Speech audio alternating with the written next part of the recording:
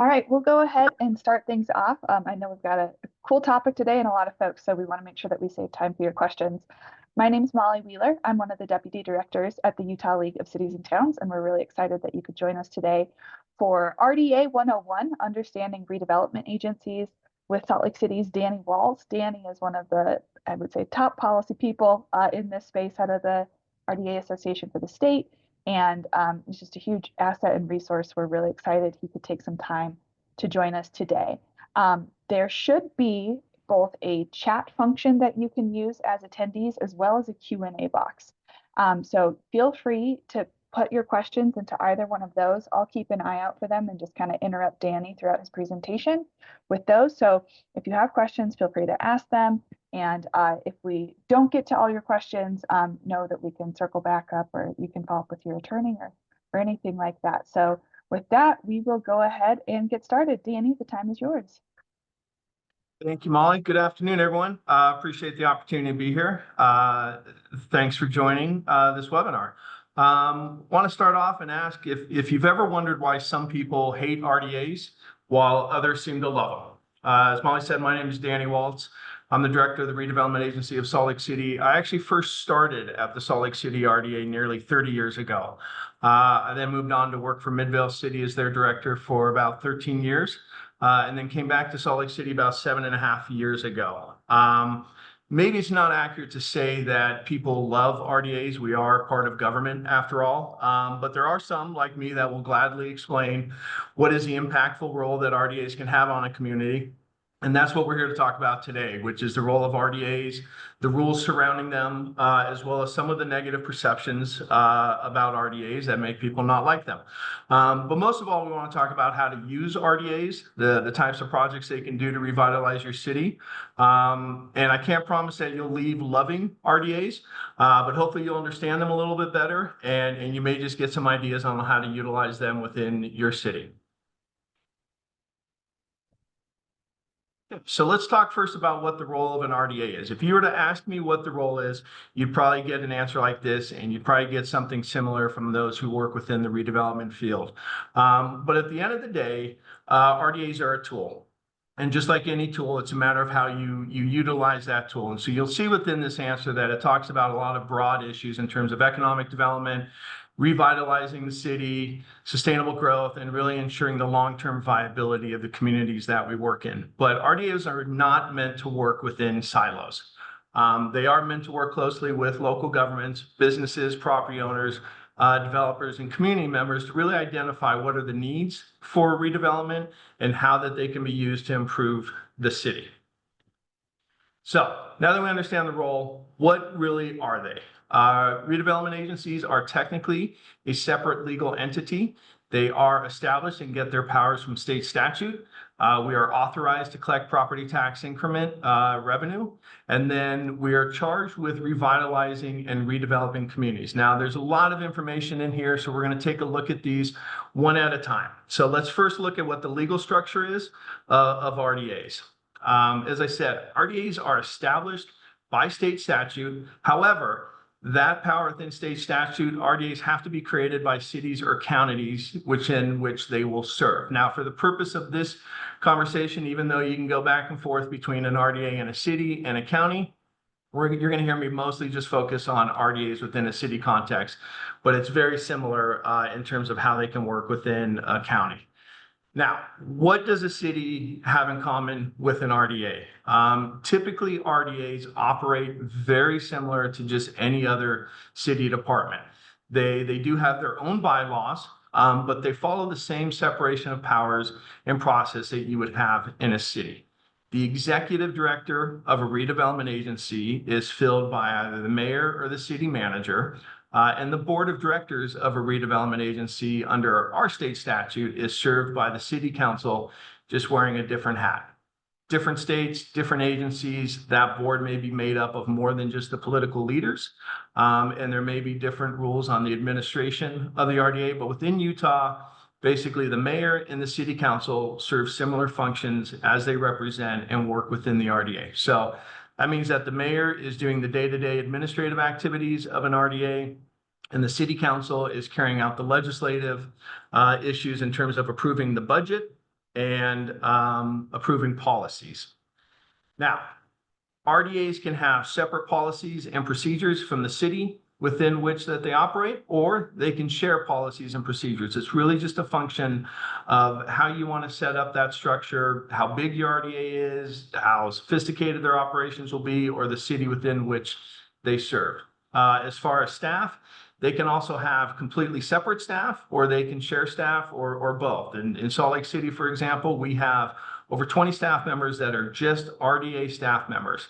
However, we do share staff with other city departments in terms of we utilize the city attorney's office. We handle our HR functions through the city's HR department. We do our accounting and budgeting and finance with our finance department. So depending on the size of your agency, the level of staffing for your city will determine what that staffing can look like for the RDA. Now, where do they differ from a city? RDAs, one of the biggest difference from the city is the budget.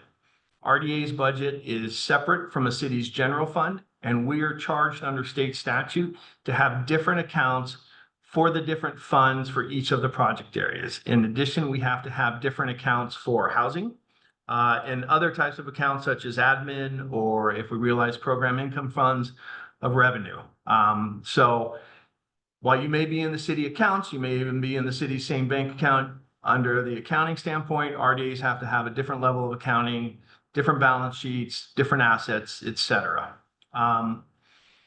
We also operate differently from cities. For the most part, cities don't roll over funds on an annual basis. You may have some capital improvement funds or capital asset funds that cities do build up year over year, but for the most part, cities are in a use it or lose it operation for their general fund, to where whatever doesn't get used at the end of the year gets rolled into fund balance and reallocated the next year. RDAs are able to hold on to funds and acquire them and build them up year over year as we collect the tax increment from the project areas and put that into the purpose of doing projects. That's how we build up funds to carry out those projects.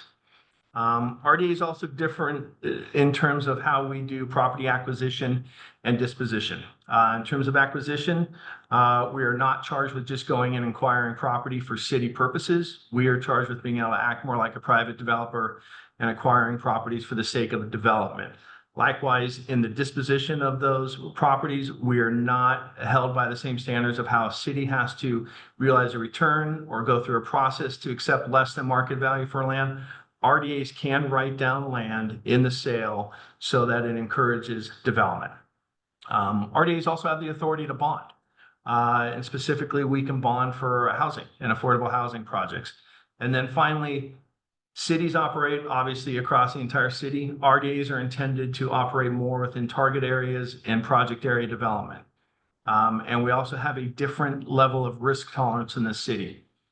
Cities, as you know, tend to probably be more risk adverse, and RDAs can act more like a private developer in the level of risk we take on.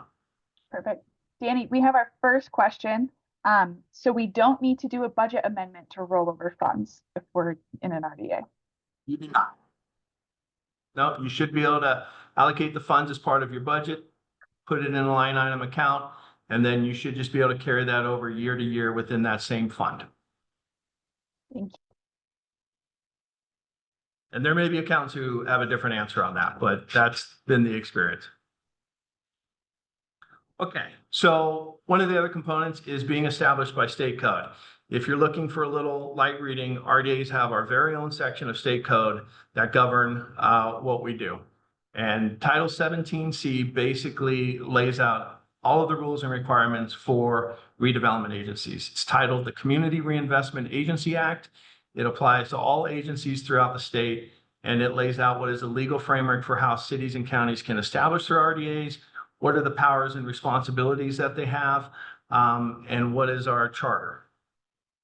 Some of the key components of 17C, as I said, is it lays out how are we structured, what are those powers. It also lays out what is the process we have to go through to create those project areas. What are the requirements for our financing and utilizing tax increment? There are several requirements within 17C in terms of what our public engagement is and the level of hearings we have to have, as well as there's a lot of accountability, reporting and transparency that agencies have to maintain in terms of our activities and our finances.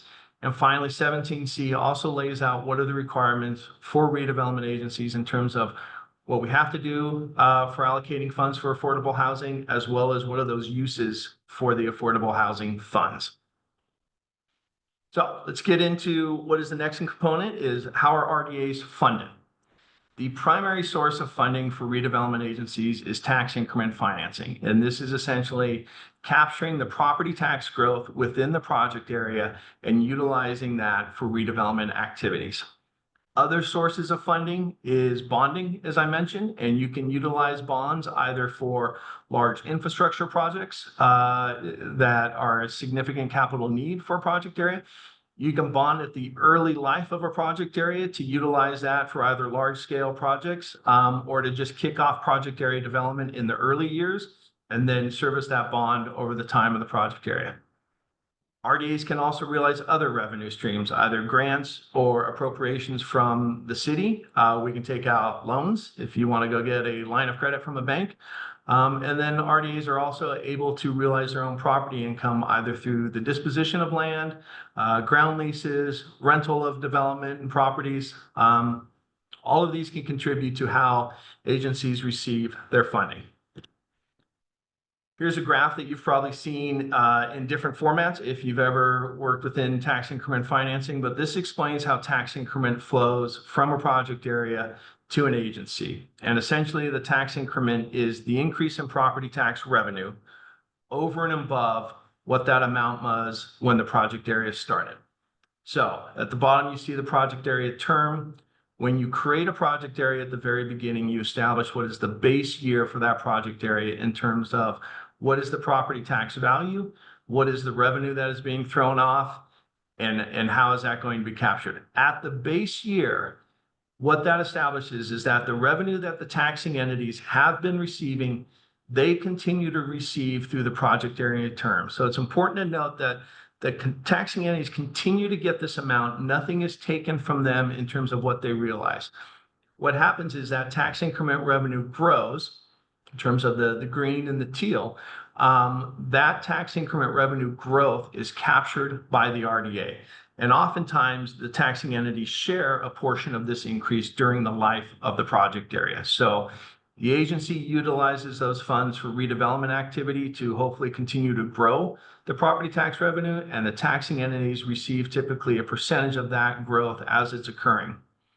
At the end of the project area term, all of the tax increment, all the revenues then flow to the taxing entities as new growth. So this is the benefit of redevelopment to taxing entities, that if they forego the majority of the revenue during the project area term, they realize that realization of new growth at the end of the term. And the intention is that redevelopment will increase the property tax values and the revenue over and above what would have happened without that redevelopment activity. That's the but-for basis for redevelopment. Okay, the final component of how RDAs are defined is community revitalization. And to do that, you have to first define what community is. By statute, a community for a redevelopment agency is the entire city or county within which we operate. However, RDAs are charged with then operating within specific project areas or geographic boundaries. So those become the individual communities that RDAs target the resources and their activity for the sake of revitalization. RDAs can have multiple project areas across the city, and they can have multiple different purposes for those project areas. But the primary focus of the revitalization efforts is essentially to carry out the master plans of a city. So if you think of a city, it establishes its vision through master plans, long-term plans that guide the future land use and development. And then they further regulate the land uses, building size, placement, and design through zoning. All of these get approved through public process by the legislative bodies, planning commissions, hearings, public input. That is the city's process. And at the end of the day, the city is then dependent on property owners or developers and the market to develop and carry out those plans. The RDA's role is to come in and carry out those master plans as an active real estate arm of the city. And that's what provides direct community revitalization. Now, in doing so, the RDA can also exert control over different levels of public benefit that go into that revitalization. We can do development directly and specifically lay out what we want to see built, or we can incentivize the development of private property owners and developers to include these public benefits. But the charge is essentially take those cities' master plans and put them into action. So, as I Danny, we said, do have one question going back to the tax increment financing. John Hiskey is asking, can the split or sharing with taxing entities be negotiated, or is it set as a specific amount? it can be negotiated, and we'll get into that as we talk about the creation of project areas. But under the new types of project areas, you can negotiate that split of what is shared with the taxing entities. You can also do what's called a pass-through, where you can have the agency collect 100% of the increment and then directly do a pass-through payment to the taxing entities rather than have that split happen at the distribution of the check. And there's certain advantages and benefits to doing that for the taxing entities as well as for the agency. For the agency, if the agency collects 100%, that increases what could potentially be the bonding capacity that could be secured by that tax increment payment that the agency receives. For the taxing entity, if the pass-through payment is made through the agency, while they still have to report that as tax increment received, it does kind of provide a direct payment to the taxing entity rather than have it be part of their overall certified tax rate calculation. That answer the question? If not, John, let me know. Okay, so wrapping up community revitalization, as I said, RDAs can act as the active real estate arm of the city to really go out and stimulate activity in areas where the private market is not necessarily bringing that activity, the capital investment to essentially have that area reach the desired level of improvement or benefits to its residents. Okay, so now that we have an idea of what RDAs are, let's cover some of the basics. First of all, redevelopment agencies have been in Utah for over 50 years. The statute 17C was borrowed heavily from what was originally created in California. We have over 90 RDAs statewide, and each of these are shaped by their respective city or county, what their goals are, as well as what the objectives were in setting up the RDA. Doing redevelopment here in Salt Lake City, in the capital city, and a city that is built out is much different than doing redevelopment in Springville or what you're looking at building in areas like Vineyard. So redevelopment agencies can have a varied focus in what they are. Just within Salt Lake City, we have older project areas like our CBD that are based in urban renewal. We also have project areas that are strictly economic development in either corporate retention or job growth. We have project areas that were constructed just for the sake of building infrastructure in terms of viaduct and light rail and bridges and roads. And then we also have project areas that are at the level of neighborhood reinvestment and really trying to improve communities and improve housing and commercial opportunities within those neighborhoods. The one constant about redevelopment agencies over our 50+ years is that we are constantly changing. Legislation has changed over the 50 years in terms of the types of project areas we do. What is the process for setting those up? What are the various requirements in terms of uses of tax increment or use of tax increment for affordable housing? Do we or do not have the power of eminent domain, and how do we have to utilize that? As well as what is that percentage of tax increment collection that we're even eligible to receive? Perhaps the biggest change for redevelopment agencies is we have a new identity. As I said, the Title 17C is the Community Reinvestment Agency Act. So redevelopment agencies, at least under state statute, have been renamed as Community Reinvestment Agencies. This was not a requirement that all agencies had to change their names, but a handful have. And I'm able to report that as of this Friday, the RDA of Salt Lake City will officially announce our name change to the Salt Lake City Community Reinvestment Agency. And so this was done to kind of refocus and reprioritize what the purpose of redevelopment agencies are within Utah and put that focus more on the community and reinvestment. Danny, we had another question come in. Sure. Todd Anderson asks, do RDAs help us with stimulative activity in historic districts or historic buildings, or do they mostly stay out of historic districts? The answer is yes and yes. They can participate both in historic districts and with buildings. In fact, later you'll see a slide that actually we can go to it right now. Preserving historic sites. Why do we redevelop? To answer the question, first and foremost, agencies can be involved in helping to preserve historic districts through redevelopment and development activities. And we can also get into the basics of actually trying to preserve buildings and structures. Redevelopment Agency of Salt Lake City has done a significant number of either facade improvement loans up and down Main Street or historic preservation of a lot of the buildings on Main Street itself. So they are a great tool to utilize for historic preservation and being able to participate in what would be those higher costs for that type of development. Other reasons you would redevelop, we are rooted in our historical purpose of RDAs has been to increase the tax base. Obviously, that's the source of funding, and that was a very early and initial metric in terms of our RDAs carrying out their mission. It was also charged with the removal of blight and reducing crime. This is, again, early urban renewal efforts, and purpose of RDAs was to eliminate blight.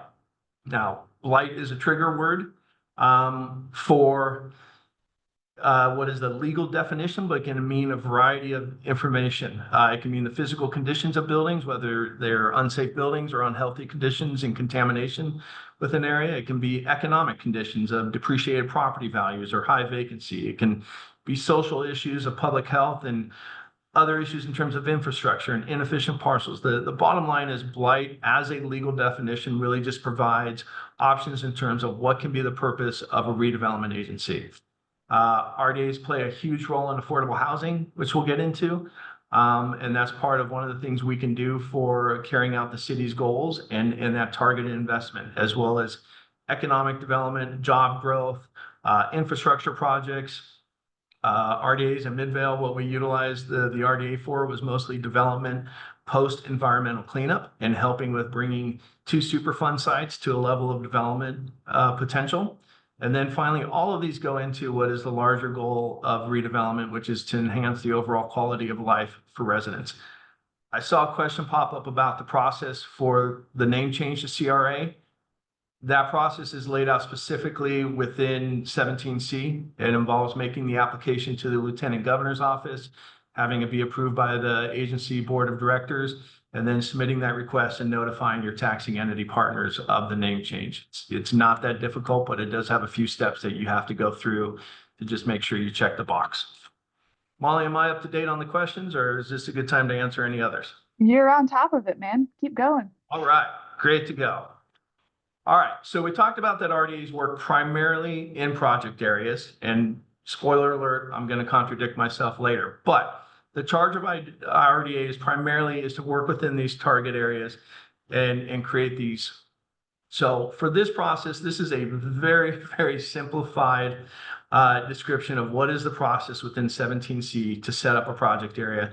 And this project area is for a community reinvestment area, which is the current type of areas that RDAs can set up. As I said, over 50 years, these project areas have gone from urban renewal to economic development project areas to community development project areas. The current type that we do is called a community reinvestment area. And you can see in this slide, there's a lot of information, so I won't read it all, but you can see that basically it starts with developing a plan that looks at what is the potential areas for redevelopment, what is the need for a project area, what is the current condition of that area. You outline the purpose and goals of what a project area would serve. Obviously, you have to have the boundaries of the project area, and then you have to talk about what are the specific activities you plan to go in and redevelop this area.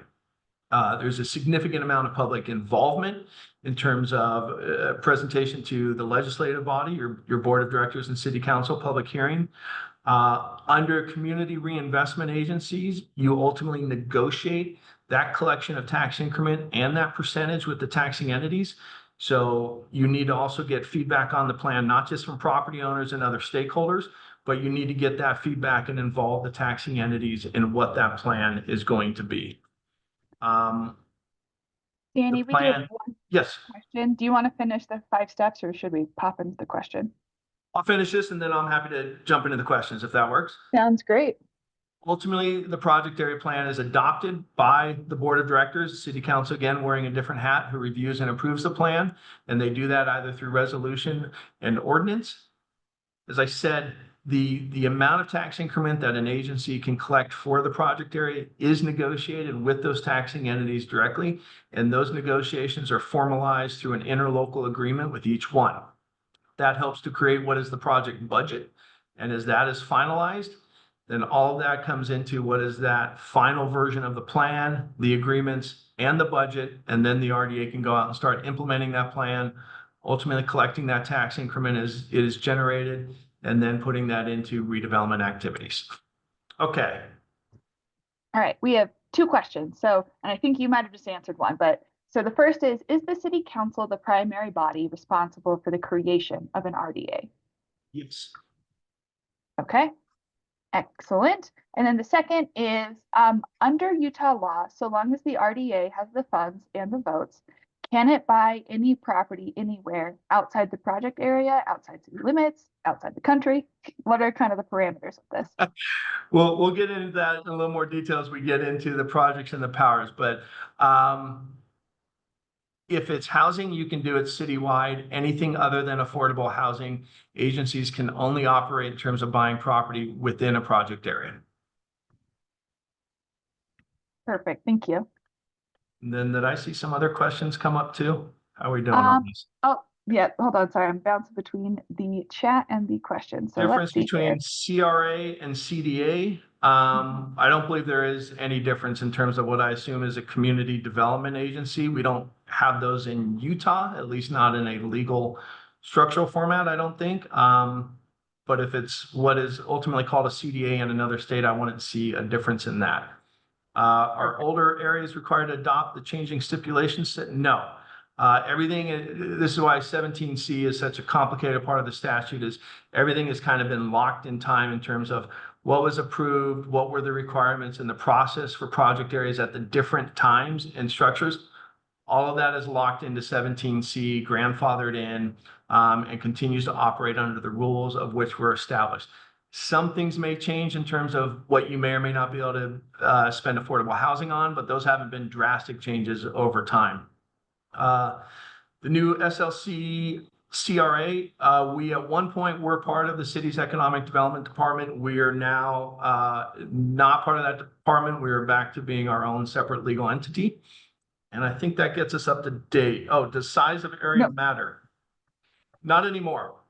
David, there was a time during statute where RDAs were limited to the size of a project area they could create, as well as the amount of tax increment they could be collecting at any one time.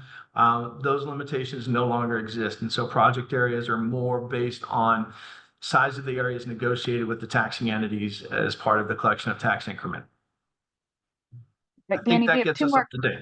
We have two more in the Q&A. So first one is a little long, so I'll try to do it justice. So how are Utah's redevelopment agencies addressing concerns such as potential abuse, lack of accountability, and the displacement of existing residents due to gentrification, specifically with tax increments financing, relying on projected increases in property values and taxes within the redevelopment areas? What measures are in place to prevent residents from being priced out of their homes? And are there dedicated funds allocated to supporting existing communities through housing assistance, educational, and sustainability initiatives? That question can be the basis for an entire thesis argument, but I will punt on that because I have a slide on that later, and I will try to remember to address all of those within that slide because we talk about gentrification, displacement, etc.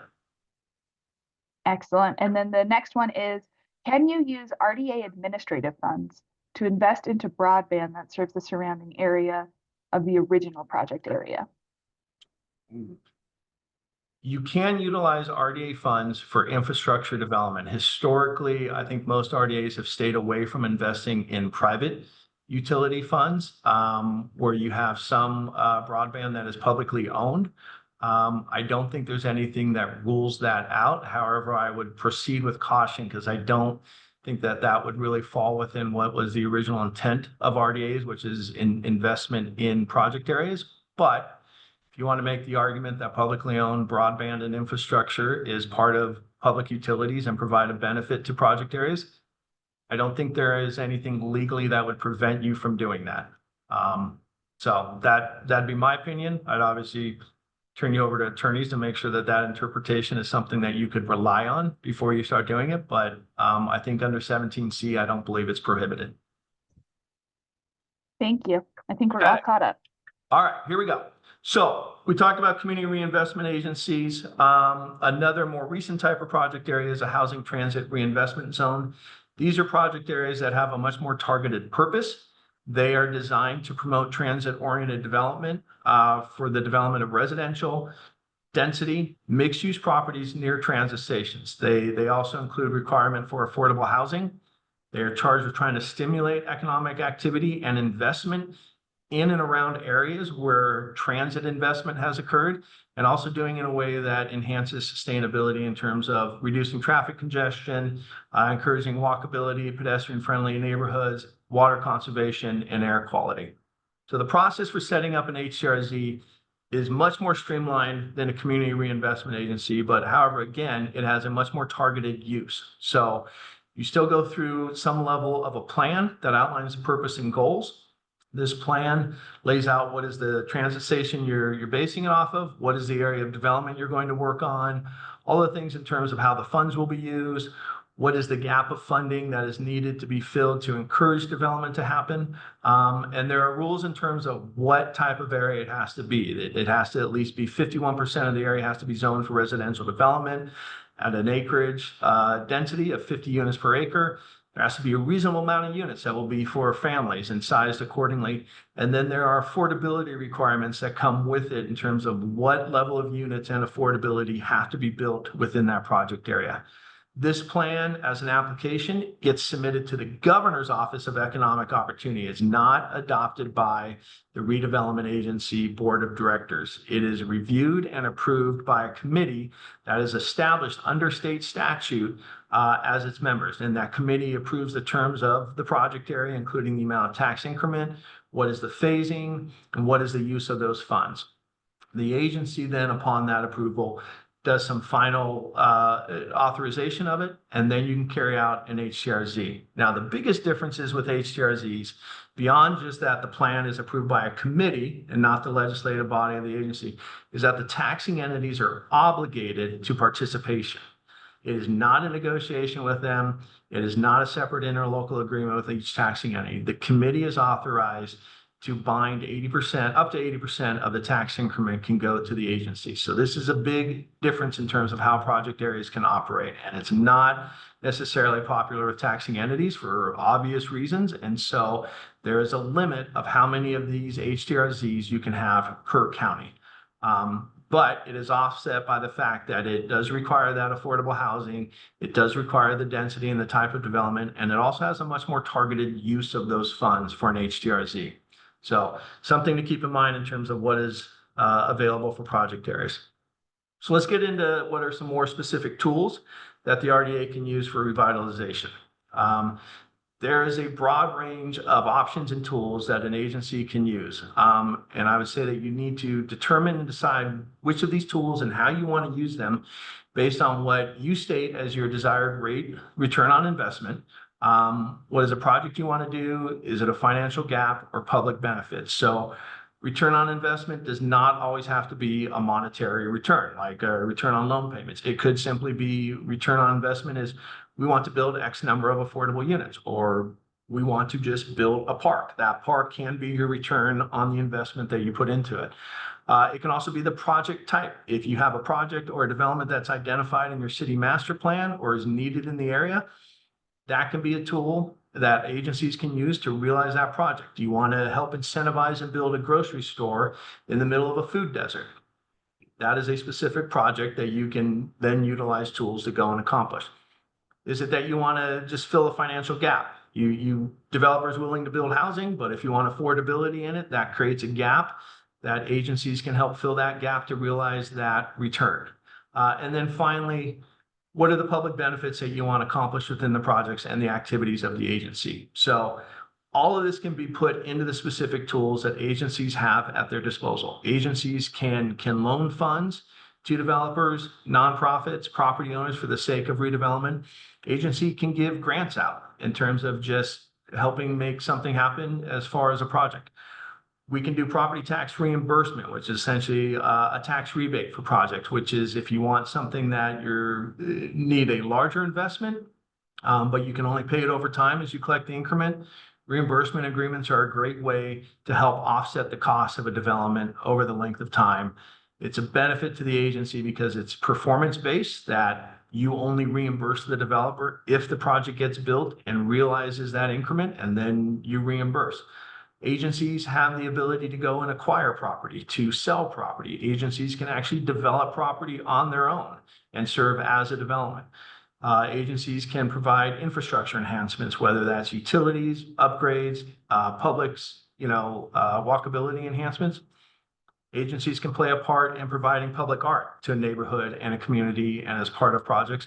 And finally, agencies can be used to build parks and open spaces throughout the city. So all of these are options. There's probably plenty more, but you can see that this is a broad range of tools that is available to redevelopment agencies to enact revitalization within a community. So now that we know the tools, let's take a look at what some of those more specific projects can look like. We'll start with housing. Obviously, there's a lot of attention specifically as it comes to RDAs, and it's one of the RDAs can play a very important role in the development of housing. So first thing to keep in mind is within a community reinvestment project area right now, under the current rules in 17C, there is a requirement that 10% of the tax increment must be allocated for affordable housing. That is the bare minimum. Now, most cities' housing and affordability needs far exceed what is in the state statute as that threshold requirement. And also affordable housing is an issue that extends way beyond just that project area. So affordable housing is the one thing that redevelopment agencies can do across the entire city. And I think it's important to note that affordable housing unfortunately gets mistaken, and people have a perception that that always means low-income housing. Now, it is not. It's affordable housing, which is income targeted. All of the affordable housing levels are needed within the state, and most cities have the same needs. But what that means is income targeted means that if you as a city want to promote home ownership, you can target that housing towards people at 80% AMI up to and above market rate for the benefit of home ownership. If you want to promote workforce housing within your city because you want the employment base of your city to have a place to live, affordable housing can mean 60% of AMI. You can go lower income for families and individuals who are at a greater need at 30 to 50% of AMI. If it's something that helps promote family housing or address a need that you have in your city. And then you can also go below 30% AMI and do more of what's considered permanent supportive housing or homelessness services. All of these are needed. All of these fall under what is the definition of affordable housing, and they can all be set up at different income target levels for agencies to do. Other thing to keep in mind is as part of doing affordable housing citywide, there are different requirements of what those housing affordability levels are, whether you're operating within a project area versus if you're operating citywide. So that's important to keep in mind as you look at what those income target levels are and the type of housing you want to do. I'd also recommend that you become familiar with what are the other authorized uses for affordable housing funds. 17C lays out a broad range of opportunities for what you can spend housing and affordable housing funds on. It's not necessarily just the construction of units. You can provide housing funds for the enhancement and improvement of neighborhoods. If you have a neighborhood that would benefit from safe crossing routes for a school district crossing, you can spend housing funds on that. You can build that pedestrian bridge over a road if it is something that invests and improves the community's enhancement and quality of life. One of the ways we deploy most of our housing funds is through loans, and we help support developers and nonprofits, and we leverage our housing funds with those within the rest of their capital stack for the actual construction of units. But then if you want to go even further and you want to really dictate the type of housing you have and the use and the development, RDAs can go out and buy property, sell it, or develop it yourself in terms of what is the actual affordable housing that you want to see in your neighborhood. Danny, we did have a question come in, and it ties back to your comment about the changes to 17C. So if a city were to implement a CRA right now, and then we'll say In 2 weeks, when the legislature starts, they decided to change the percentage required for affordable housing. Would the city be grandfathered in at the 10% rate, or would they be required to meet the new rate? It would depend on how the legislation is written. As I said, most of 17C has historically been written to where it provides enough time to where anything that happens before or after a certain date is grandfathered in. And so legislation that is written oftentimes will reference, a date in May or June so that it provides enough time for anything that's in the works to be done, approved under the grandfathered rules. And then after that, anything new would be subject to it. So again, it just depends on how that's written and what level the legislation takes that into account of what may be in the works right now. Or if it's something of such significance that they want everyone to do it, they may just write it that way. Perfect. And They've then done it both ways. one more question, and it is just to clarify, the 10% requirement for for affordable housing is a minimum. Yes. Yep. Perfect. And Thank you. obviously, agencies can budget above and beyond that. And then the amount that you budget above and beyond that, actually under 17C can be used for different types of uses and different affordability. But that 10% for affordable housing is locked into what income level that has to be at. Everything above that is where you start having options. Okay, we've talked a little bit about HTRZs. I'm gonna try to speed up a little bit because we still have quite a few slides. HRZs are a different type of project area. Really, these came about from the legislature identifying tax increment financing as a funding source for affordable housing. In that same spirit, they have created a lot of additional tools in terms of types of project areas that focus on first home investment, starter homes, and home ownership, as well as infrastructure financing. The league has done an amazing white paper on what these other options are, so I won't spend a lot of time on them other than to refer you to what that can be from the league, and they can provide you more information on that. Real quick, this is what affordable housing looks like in downtown. The Astor, the project on the left, this is at 255 South State, just east of the Gallivan Center. It's 190 units, 168 which are affordable. These units are affordable all the way from 20% AMI to market rate. These units also range from studios to 3 and 4 bedroom units. And so that is what an affordable housing project can look like in the heart of downtown. It's a half a block away from the Astra, which is the highest building now in Salt Lake City and probably going to be some of the most expensive housing. And this is how we do affordable housing to where it doesn't look any different than the projects within which you see in the rest of the city. Okay, let's talk a minute about commercial. Commercial is just as important in terms of community revitalization. Commercial has to happen within project areas, but it can still align with those broader community and city master plan goals for the neighborhood. What I want to touch on with commercial is the same thing. There's a huge range of commercial activity you can do, everything from just enhancing a commercial corridor to help encourage private development to happen, or coming in and doing streetscape improvements and facade upgrades for buildings. You can do everything from small business loans to the construction and development of corporate office buildings. Sales tax benefits are not necessarily the goal of the RDA, but it is a benefit to the city, and retail shopping opportunities can contribute to the vitality of a neighborhood. So it's a huge economic opportunity for residents. It should have just as much as importance in terms of affordable housing as what makes a complete community for residents to thrive in. But I will say that some restrictions apply. There are restrictions both for cities and RDAs in terms of the types and size of commercial projects that we can fund.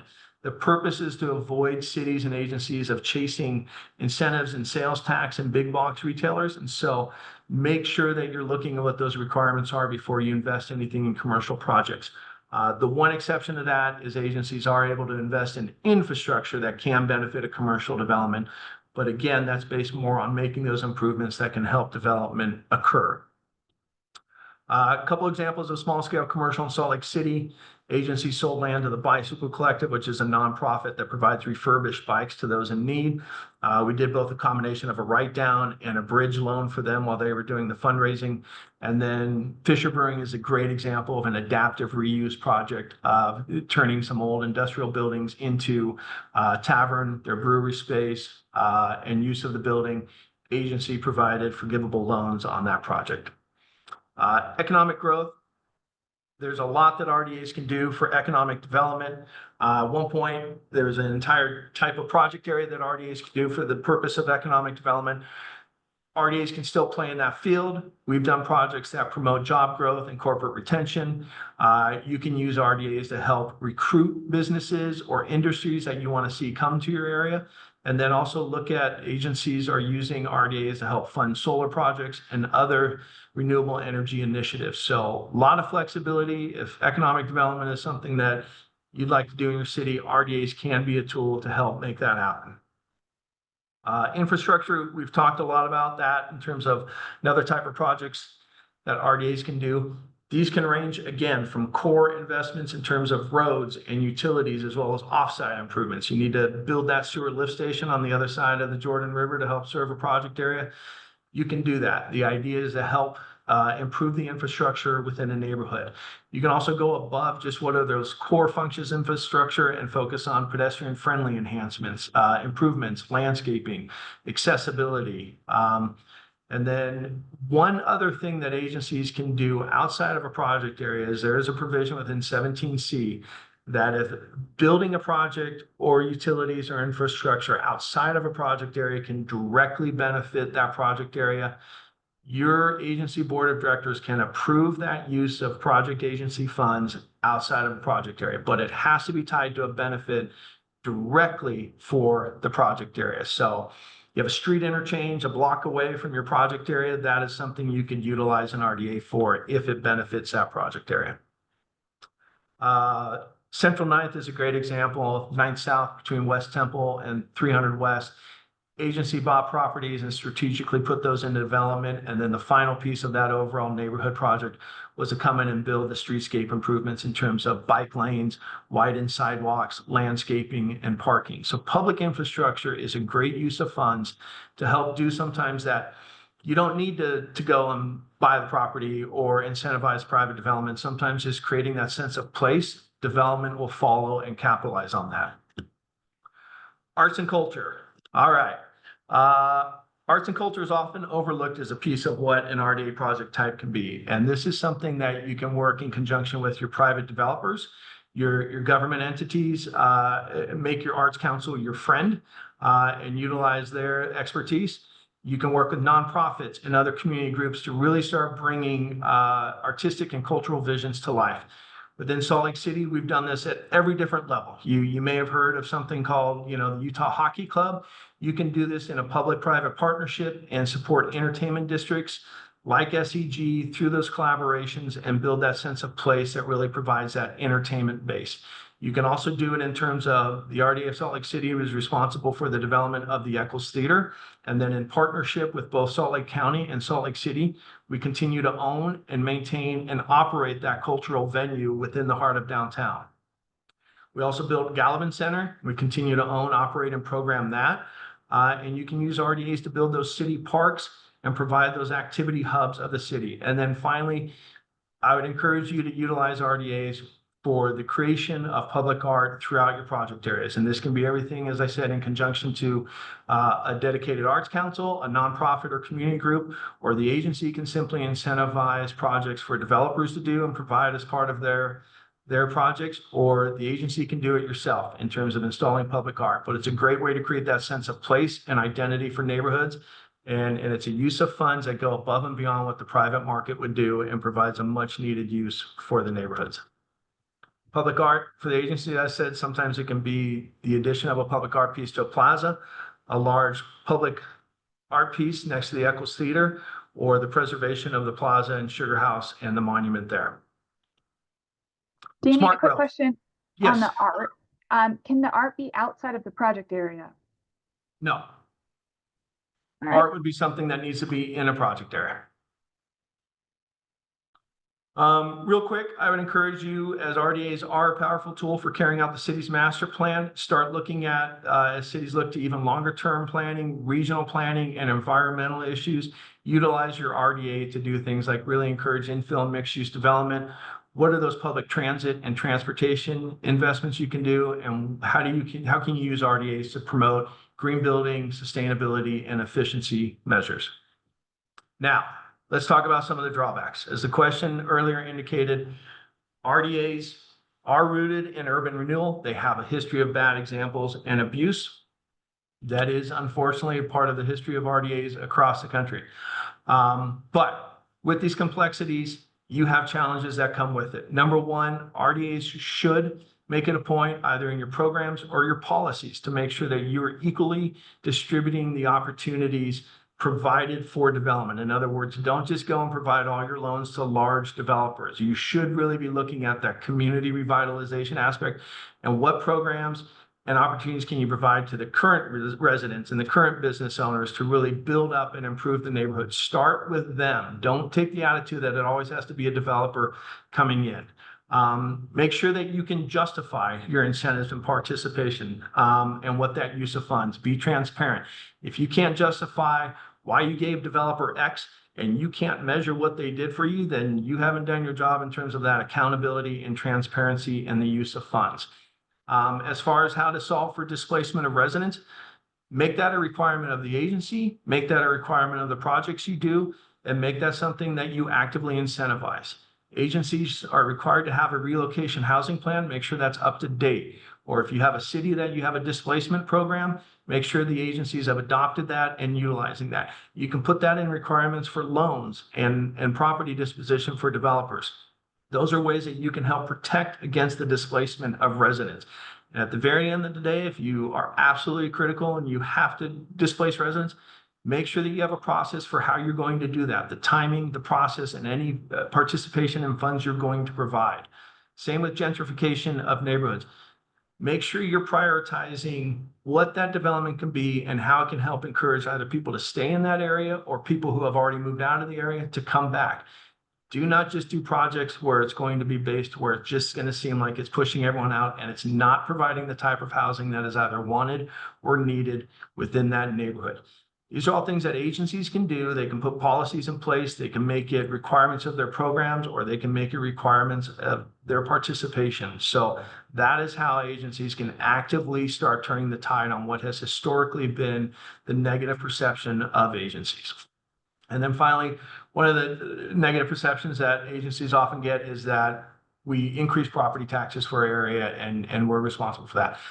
That's not always true. We don't levy property taxes, but however, in terms of elevating property tax value, sometimes that is a consequence of the activities. And so it's important to educate and inform people how that works and how that works within the taxing entities and that levy of taxes. I hope I answered that question. If not, feel free to follow up. This leads to best practices, just a few things to keep in mind. Make sure you're justifying and identifying what your level of investment is, what you want to get in that return. Focus potentially on the repayment of funds rather than just giving everything out as a grant. There's nothing saying that you can't receive a repayment of funds and utilize that. Make sure that you're leveraging funds from developers and that they are maximizing other funding sources, their own equity. You don't have to pay for everything just because a developer tells you. You can essentially just say, our participation is going into your project for this public benefit. The rest should be a normal part of development that they can pay for and finance. Finally, it's a good idea to always emphasize brick and mortar and the physical infrastructure rather than tenant improvements or furniture, fixture, and equipment that if you go in and fix up a building and that business fails, you don't want something that they can just take with them. Invest in the building that stays there, stays on the tax rolls, and another business can come in. Likewise you should really still be rooted in trying to increase that tax base, as obviously that is your source of funding, but minimize the level of services you pay for, whether it's you want to support a nonprofit as providing services and you want to exercise care before you start funding city services. Services are great. They provide a community benefit, but once the RDA is gone and that budget is gone, how will those be paid for then? It's better to focus your investment in the actual physical environment of a project area. And know the rules. As we said, there are restrictions on what the retail incentives can be. There are restrictions on how an agency has to operate if we're looking at developing historic buildings, and there are a lot of prohibited uses of what RDAs can't do. RDAs can't pay for that municipal city hall or a fire station. Make sure you know what these rules are before you're picking projects and spending money. A couple additional considerations.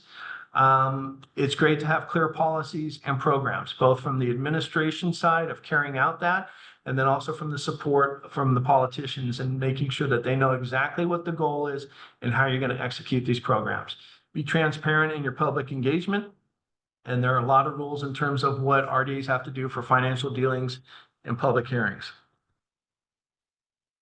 There's a lot of reporting requirements for agencies. Make sure you're following those. You have to submit your budget and your report to the Governor's Office of Economic Opportunity. You have to conduct an audit annually. These are all things that help ensure your compliance and that transparency. Also important to prioritize environmental sustainability and equity inclusion. As I said, RDAs are a great tool to help finance and incentivize the things that are over and above what normal development would be. Pick what those over and above things are and focus your agency funds on that and less on what should happen within the private market. And finally, make sure you're coordinating with all of your other city departments. It's great if you want to go do that street enhancement. Make sure the transportation department is okay with it. Make sure your streets department is okay with maintaining it. Same with parks. Before you go build that new park, make sure that you and the city and the rest of the city are okay with the increased cost to maintain it. Your job is to carry out the city's master plan for all these various departments, coordinate and communicate with them. I think I just locked up. There we go. Further recommendations, establish your mission and what is it you want your agency to do. Salt Lake City, we wrote our mission statement to make sure that we were focused on livability while still having an eye on our return. We also wanted to put our importance on communities and identify that we want to do this through housing, commercial, and placemaking. We believe that great cities are made up of great neighborhoods. So we factored that into our mission statement, and we also established our values. These values represent the profit, people, and place by which we operate, keeping an eye on the economic opportunity and supporting our local economy, while at the same time focusing on building people-focused projects and programs and development, and then understanding that we want to revitalize communities and build neighborhoods. Things that we have defined to measure our projects. This is what we use from everything for thresholds for whether a project qualifies for participation, what are the public benefits, and how do we define those that we want to see within a project. Then also, what is the level of incentives, things like interest rate reductions, loan terms, that we can tie to the realization of these livability benchmarks. These vary across all projects. You've got them categorized between economic, place, and people. We're really trying to make a range of, like, depending on the project, what are those benefits we'd like to see and how do we identify those for the developer, measure them, and then require them as part of our participation.